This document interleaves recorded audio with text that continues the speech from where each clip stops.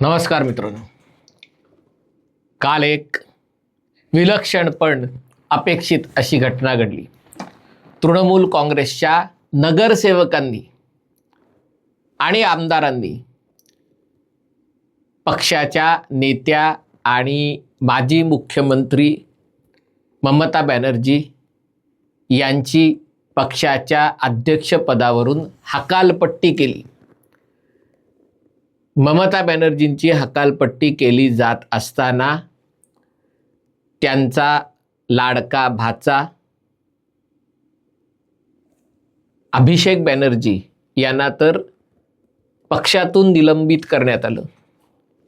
आता ऋतव्रत बॅनर्जी यांनी पक्षावर पकड घेतलेली आहे. कदाचित काही जणांचा गोंधळ होऊ शकतो, म्हणून हे स्पष्ट करणं आवश्यक आहे. तृणमूल काँग्रेसमध्ये वरपासून खालपर्यंत 2/3 फूट पडलेली आहे. त्यात पक्षाच्या ताब्यात असलेल्या अनेक महानगरपालिका, आमदार आणि खासदार सर्व स्तरावर. यातली गंमत म्हणजे लोकसभेचे खासदार पक्षाचे आहेत, त्यांच्यापैकी 20 खासदार फुटले आणि त्यांनी स्वतःला त्रिपुरातल्या NCPL, ते कुठली तरी सरकारी कंपनीचं नॅशनल केमिकल अँड पेट्रो काहीतरी NCPL काय, जाऊ दे, मला आता आठवत नाही आहे, पण कुठली तरी सरकारी कंपनी आहे त्या. पण या NCPL नावाचा पक्षही आहे. सॉरी, NCPL नाही आहे, national citizens party of India. या पक्षामध्ये स्वतःचं विलिनीकरण करून घेतलं. म्हणजे खासदार तर आता उरले नाहीत, जे उरले ते अगदी पक्षाकडे खूप कमी खासदार उरले. आणि आमदार आणि अनेक शहरांमधले नगरसेवक, महापौर हे सगळे एकत्र जमले आणि त्यांनी ममता बॅनर्जींना पक्षाच्या अध्यक्षपदावरून काढलं.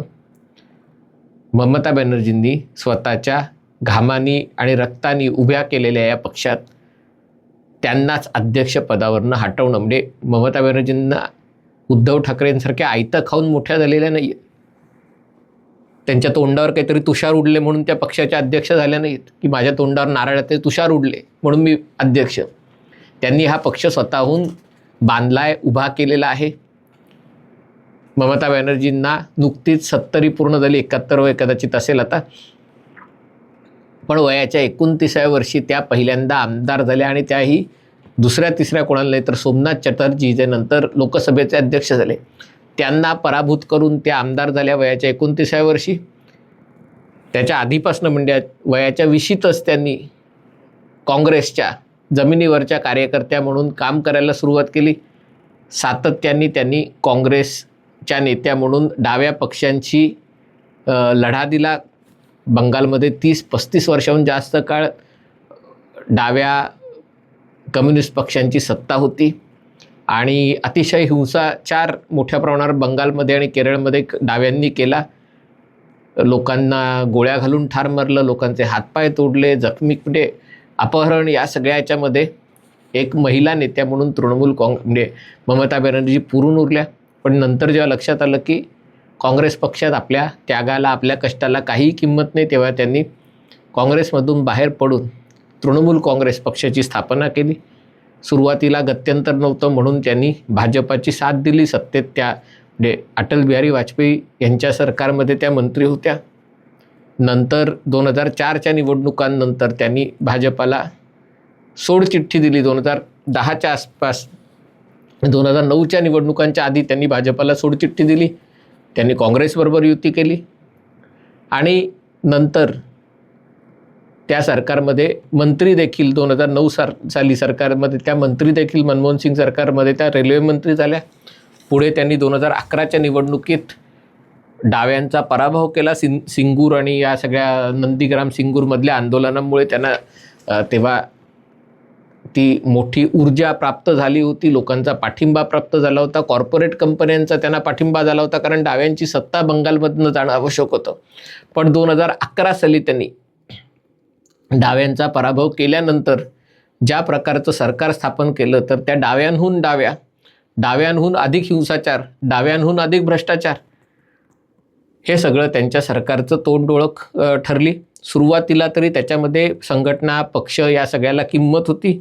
जशी जशी त्यांची सत्ता 2011 साली, 2016 साली, 2021 साली सत्ता आली, त्यानंतर त्यांनी आपला भाचा अभिषेक बॅनर्जी यांना आपले उत्तराधिकारी म्हणून पुढे करायला सुरुवात केली. अभिषेक बॅनर्जींच्या वागणुकीमुळे पक्षातले अनेक जुने नेते दुखावले, पण त्यांच्याविरुद्ध बोलण्याची कोणाची हिंमत नव्हती. हल्ली राजकीय पक्षांचं, सगळ्या पक्षांचं म्हणजे एक कॉर्पोरेट संस्कृती सगळीकडे आलेली आहे. मोठमोठ्या एजन्सीज नेमायच्या, सर्वेक्षणं करायला, माध्यमात प्रचार करायला, निवडणुकांमध्ये प्रचार करायला, उमेदवार कोण हवे ते ठरवायला. आणि या कॉर्पोरेट पगारदार नोकरांनी किंवा कंत्राटदारांनी पक्षावर, सगळ्याच पक्षांवर एवढी पकड मिळवलेली आहे की सामान्य नगरसेवक, आमदार, खासदार यांच्या हातात बरेचदा काही उरत नाही.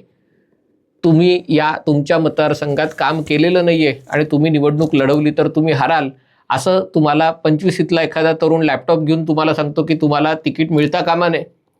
आणि त्याचा सल्ला हा तुमच्या मतदारसंघातील कामापेक्षा अधिक महत्त्वाचा ठरतो, कारण त्याच्याकडे कुठलं तरी सॉफ्टवेअर असतं, कुठलं तरी अल्गोरिदम असतं, त्याच्याकडे 10 सर्वेक्षणं असतात. आणि त्या सर्वेक्षणाला पक्षाचे नेते अभिषेक बॅनर्जींसारखे अधिक किंमत देतात आणि त्याच्यामुळे अभिषेक बॅनर्जींविरुद्ध हा राग होता. मला आश्चर्य वाटतं, कारण बंगालमध्ये 2021 सालच्या निवडणुका एवढ्या मोठ्या प्रमाणावर ध्रुवीकरण झालेलं आणि ममता बॅनर्जींनी एवढ्या मोठ्या प्रमाणावर मुस्लिम लांगुल चालन केलं होतं की लोक त्यांना ममता दिदीच्या ऐवजी ममता बानो, काही जण तर मुमताज बानो वगैरे म्हणायला लागले होते. म्हणजे हिंदू सणांच्या ऐवजी मुस्लिम सणांना प्राधान्य, दुर्गा पूजेच्या ऐवजी मोहर्रम किंवा जो आणखीन कुठला सण तेव्हामध्ये होता त्याच्या मिरवणुकीला प्राधान्य, अशा प्रकारच्या गोष्टी त्या करत होत्या. आणि तरी देखील आज म्हणजे जी तृणमूल काँग्रेसमध्ये फूट पडले, पक्षाचे अनेक मुस्लिम खासदार, आमदार, नगरसेवक हे सगळे फुटलेले आहेत. ज्या कोलकाता शहराच्या महापालिकेवरून सगळ्यात मोठं घमासान झालं होतं, कलकत्त्याचे महापौर फिरहाद हकीम मुस्लिम आहेत स्वतः, ते स्वतः ममता बॅनर्जींना अध्यक्षपदावरून काढण्यामध्ये त्यांचा महत्त्वाचा सहभाग होता. खासदारकीमध्येही तुम्ही बघितलं असेल की पक्षाचे मुस्लिम खासदारही मोठ्या प्रमाणावर त्यांच्या विरुद्ध उभे राहिले. आणि त्यामुळे हा प्रश्न ममता बॅनर्जींना पडला असेल की नेमकं आपलं काय चुकलं. त्यांनी जे अभिषेक बॅनर्जींच्या बाबतीत केलं ते उद्धव ठाकरेंनी केलं, ते शरद पवारांनी केलं, ते म्हणजे सगळ्यात समाजवादी पार्टीमध्ये मुलायम सिंग यादव यांनी केलं, लालू प्रसाद यादव यांनी केलं. जिथे मुलगा नाही तिथे पुतण्या, भाचा यांना पुढे करण्यात आलं. पण अशी अवस्था तृणमूल काँग्रेसची का व्हावी? कारण हा पक्ष आहे, हा मोठ्या प्रमाणावरचा कार्यकर्त्यांचा पक्ष आहे.